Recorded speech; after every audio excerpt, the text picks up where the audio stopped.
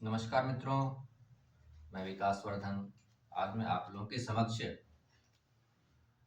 कुंभ के महत्व के पीछे जो कहानी जुड़ी है और उस कहानी का जो निहितार्थ है, वह मैं आप लोग के साथ साझा करना चाहूँगा। जैसा कि आप लोग जानते हैं कि जब देव और असुर दोनों ने समुद्र मंथन किया, तो समुद्र मंथन के दरमियान उस समुद्र मंथन से हलाहल विष निकला, जिस हलाहल विष को भगवान शिव ने धारण किया। उसके बाद बहुत सारे रत्न निकले, जैसे कामधेनु गाय निकली, माता लक्ष्मी निकली, बहुत सारे रत्न निकले, पारिजात वृक्ष निकला, उच्चैश्रवा घोड़ा निकला और अंतिम में निकला अमृत का कुंभ। और उस कुंभ को लेकर के देवता और दानव के बीच में संघर्ष हुआ और उस संघर्ष के सुलझाव के लिए भगवान विष्णु मोहिनी रूप धारण करके आए।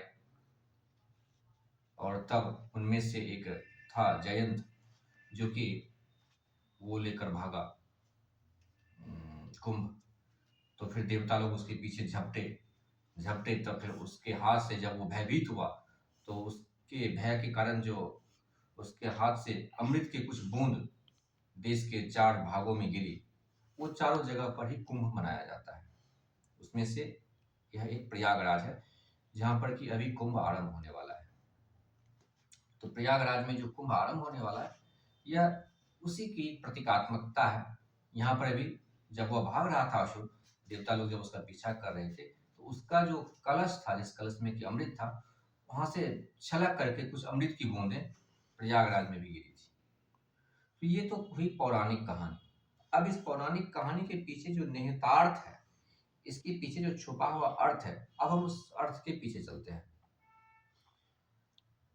यह जो समुद्र है, जिस समुद्र मंथन की बात की गई है, वह समुद्र है भवसागर, यानी कि यह माया का संसार। भवसागर यानी कि यह आत्म मंथन। यह जो समुद्र मंथन की बात है, यह आत्म मंथन की बात है। हम इंट्रोस्पेक्शन जो करते हैं, यही है समुद्र मंथन। जब हम इंट्रोस्पेक्शन करते हैं, तो सबसे पहले मिलता है हलाहल विष। यानी कि जब हम अपनी तरफ मुड़ते हैं पीछे, तो हमें अपने भीतर की 1000 कमजोरियां, 1000 दुर्बलताएं नजर आती है और हम उसे भयभीत होकर भागते हैं। बाप रे बाप, मैं खुद इतना बुरा हूँ, हमारे मन के भीतर इतनी चंचलताएं, इतनी वासनाएं, इतने छल प्रपंच, इतनी चीजें मेरे भीतर भरी हुई है। तो हम भयभीत होते हैं। यह जो पहला भय का कदम है, वही है हलाहल विष। उस हलाहल विष का शमन करने के लिए होते हैं गुरु। जब हलाहल विष आता है, तो लोग अपने गुरु के पास जाते हैं और गुरु तब बतलाते हैं उस हलाहल विष का हल। यानी कि वो विष वह गुरु स्वयं ले लेते हैं, यानी कि विष का हरण कर लेते हैं और उससे ज्ञान देते हैं, ताकि वह समुद्र मंथन, वह जो आत्म मंथन है, जो समुद्र मंथन है, वो एक्चुअल में आत्म मंथन है। आत्म मंथन की प्रक्रिया आगे बढ़ सके। जब कुछ मामला साफ होता है, तब आत्म मंथन जब व्यक्ति करता है, जब देव और असुर कोई भी, जब वो आत्म मंथन करता है, तो उसके भीतर से बहुत सारे रत्न निकलने शुरू होते हैं, बहुत सारे गुण निकलने शुरू होते हैं। उससे अपने भीतर से बहुत सारी चीजें निकलती है, दुनिया में स्पष्टता आने लगती है, उसका जीवन सहज होने लग जाता है। उसके जीवन में जो भी ऐश्वर्य चाहिए, जो भी भौतिक सुख संपदा चाहिए, वह सब मिलने का मार्ग उसे सुलभ होने लग जाता है। तब क्या होता है कि कई बार रास्ते में ही लोग रुक जाते हैं और कुछ लोग वहां से यात्रा आगे जारी रखते हैं, आत्ममंथन जारी रखते हैं।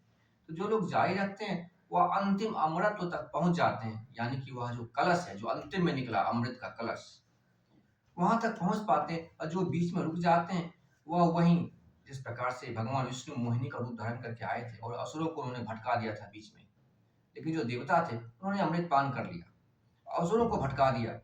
असुर यानी जिनको कि अपने भोग से ही मतलब है, उससे उन्होंने भोग संपदा दी और वो लोग वहीं भटक गए।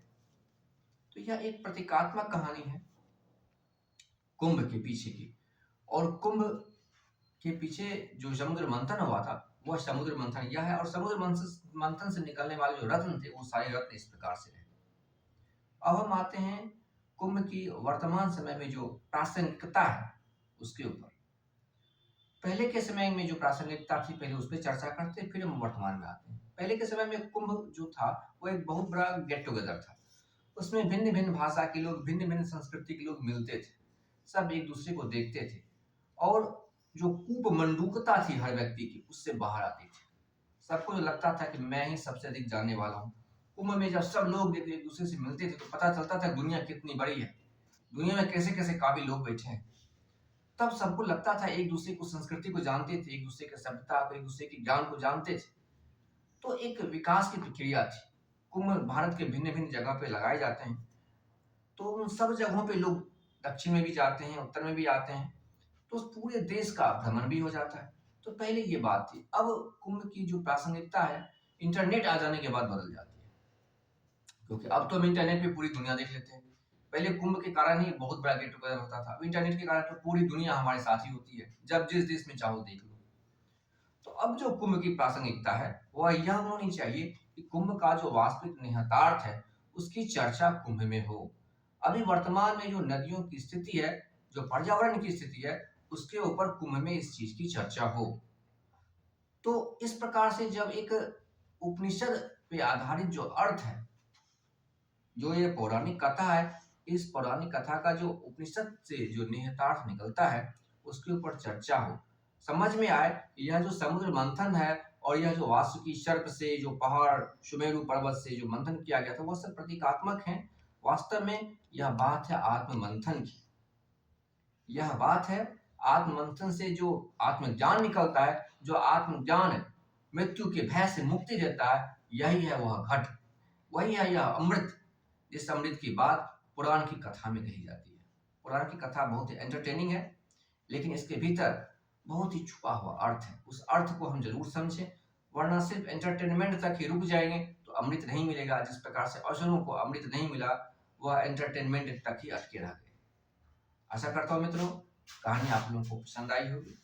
कुंभ के पीछे पीछे का जो निहितार्थ है, वह समझ आया होगा। और यह जानकारी अगर आपको समझ में आई हो, पसंद आई हो, अपने मित्रों के साथ शेयर करें, वीडियो को लाइक करें। बहुत बहुत धन्यवाद।